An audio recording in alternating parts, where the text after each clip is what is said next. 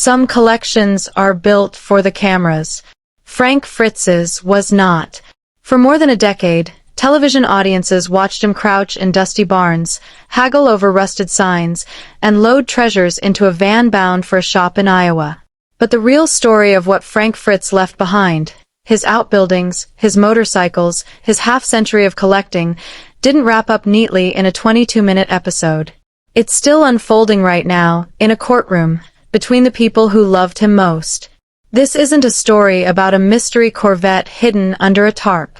It's something more human than that, a story about what a man spends his whole life gathering, and what happens to all of it when he's gone. Frank Fritz was born on October 11, 1965, and raised in Davenport, Iowa, a river town that never quite let go of him, even after fame found him. Long before American Pickers premiered on the History Channel in 2010, Fritz was already doing the thing that would define his life: driving back roads, knocking on doors, and asking strangers if they had anything old they were willing to sell. He and his childhood friend Mike Wolfe turned that habit into a television phenomenon. American Pickers followed the two of them as they crossed the country hunting for forgotten Americana, rusted gas station signs, vintage bicycles, oil cans, and above all, motorcycles. The show became one of the History Channel's most durable hits, and Fritz became known to millions as the bearded, easygoing half of the duo, the one who could spot a valuable piece of advertising memorabilia buried under 50 years of barn dust. But according to those who knew him, the show only captured a fraction of the collector he really was. Frank had been accumulating things since he was a teenager, long before any camera crew showed up. Motorcycles were his true obsession. His first bike, a 1964 Harley-Davidson, reportedly stayed close to his heart for the rest of his life. He wrote a book on the subject, How to Pick Vintage Motorcycles, and at his Davenport farmhouse he kept rows of them lined up inside one of his outbuildings, the kind of private display that never made it into a single episode. That farmhouse, valued at roughly $155,000, became something like his own personal museum. Visitors who got a glimpse of the property described outbuilding after outbuilding packed with vintage signs, motorcycles, and antiques that Frank had picked up over decades. He wasn't chasing the next viral find. He was building something that only made sense to him. In 2020, Fritz stepped away from American Pickers. At the time, the departure was attributed to a combination of health issues and a public falling out with Wolfe. The two men reportedly didn't speak for roughly 2 years. Fritz was open, in later interviews, about seeking treatment for alcohol use disorder around the same period. Then, in July 2022, everything changed. A friend found Fritz unresponsive on the floor of his Iowa home. He had suffered a serious stroke, and he never fully recovered. Within weeks, the people closest to him filed for an emergency guardianship and conservatorship, arguing that his decision-making capacity had been significantly impaired. Court records tied to that conservatorship reveal something telling about how seriously his collection was treated, even in crisis. The conservator, Midwest One Bank, noted in its initial planning documents that Fritz was a well-known collector with numerous outbuildings full of valuable collections, and that the plan was to leave those items largely undisturbed rather than liquidate them in a panic. In other words, even the bank handling his affairs understood that what was sitting in those buildings wasn't just stuff. It was decades of his life, and it deserved to be handled carefully. Fritz spent the next 2 years in declining health, largely out of the public eye. He and Wolfe reportedly reconciled before the end came. On September 30, 2024, Frank Fritz died at a hospice facility in Davenport, Iowa. He was 60 years old. Wolfe was at his bedside. So was Annette Oberlander, a longtime friend who later confirmed the details of his passing to reporters. In a statement, the History Channel and Cineflex Productions remembered him as the bearded charmer with a never-ending search for vintage motorcycles and bikes. Wolfe, in an emotional post, wrote that Frank had been the same person off camera as he was on, a dreamer, sensitive underneath the humor. Co-star Danielle Colby echoed that sentiment, recalling Frank's love for his cat, his mother, and his ability to make everyone around him laugh. Here's where the real story diverges from the rumor mill. There was no secret Grand Sport Corvette. No brass plates stamped experimental use only. No cryptic warning to a neighbor about a car being older than you think. Those details, circulating in some online videos, don't trace back to any court filing, any interview with someone who actually knew Fritz, or any credible news outlet. They appear to be invented. What was actually inside Frank Fritz's outbuildings was, in its own way, just as compelling, because it was real, and because it reflected exactly the kind of collector he'd always said he was. Motorcycles, first and foremost, rows of them, spanning decades, anchored by that first 1964 Harley-Davidson he never let go of.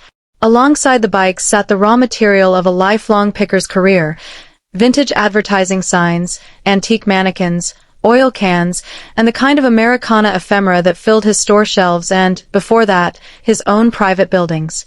His shop, Frank Fritz Finds, operated out of the back room of a bar called Hog Dogs in Savannah, Illinois, owned by his close friend Jerry Gendreau. It had been running as a consignment-style antique store for 35 years by the time of Fritz's death, and it stayed open even through his stroke and conservatorship, a kind of living extension of the collection he kept at home.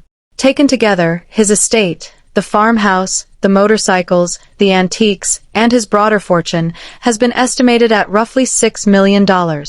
In the weeks after Fritz's death, Gendreau made it clear that the plan was to sell off the bulk of the collection. He told reporters that given Fritz's fan base, an auction made the most sense, and that some of the motorcycles would likely be kept on display at the shop as a tribute rather than sold outright. For a while, it looked like fans would eventually get the chance to own a small piece of Frank Fritz's world, a sign he once picked, or maybe a motorcycle he once rode. That plan hasn't unfolded the way anyone expected. By early 2025, Gendreau was telling reporters that the store itself had gone quiet. He described it bluntly: the shelves were empty, no one was restocking it, and in his words, the shop had become a barn full of mistakes, the leftover inventory nobody wanted, sitting untouched because the man who used to breathe life into it wasn't there to do it anymore.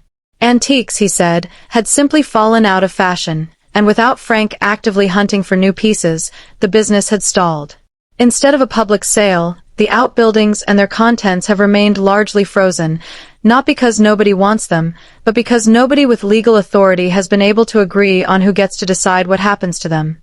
This is a part of Frank Fritz's story that never got resolved by the time the cameras stopped rolling, and it's still playing out in an Iowa courtroom today. According to reporting from the U.S. Sun, Fritz's attorney filed what's known as a will prior to death in October 2023, essentially placing the document with the court for safekeeping before he passed. Just weeks after Fritz died, on October 18, 2024, a certificate was issued approving that will. It should have been the end of the story. It wasn't. In late December 2024, an attorney representing a friend of Fritz's entered the case. Then, on February 3, 2025, a different attorney filed a formal petition asking the court to set the will aside entirely and demanding a jury trial to determine who should actually inherit the estate. The dispute deepened from there. In February 2025, Fritz's father, Bill Fritz, went public with an even more direct challenge, telling reporters flatly that the will was fake. His argument was straightforward and personal. Frank, he said, never signed a will at all, and as far as Bill was concerned, he was Frank's only surviving immediate family and therefore entitled to the entire estate. Bill has also pointed to Frank's fragile mental state in the years surrounding his conservatorship as a reason to doubt the legitimacy of any document drafted during that period. The fight has had real, visible consequences beyond the legal filings. Fritz's memorial service, something you'd expect to happen within weeks of a public figure's death, was delayed for roughly 5 months while his loved ones fought over the estate, according to reporting at the time. For a man whose entire public identity was built around bringing people together over shared history, it's a strangely fitting irony that the biggest obstacle to honoring his memory has been disagreement over what he actually wanted. Even as the legal battle drags on, Frank Fritz's presence in the Quad Cities region hasn't disappeared. In May 2025, a new tribute space called Frank Fritz Man Cave opened just a few doors down from his old shop, inside Gendreau's bar. It features antiques, a small theater that loops some of Fritz's favorite episodes of the show that made him famous, and a bar where fans can sit and remember him. It's not a courtroom resolution, but it's something. A place built not to profit from his name, but to keep it alive locally, among the people who actually knew him. Meanwhile, Mike Wolfe has continued to navigate his own chapter of the American Pickers story, closing his longtime Nashville location in the spring of 2025 while keeping the flagship LeClaire, Iowa store, the one most associated with the original show, open.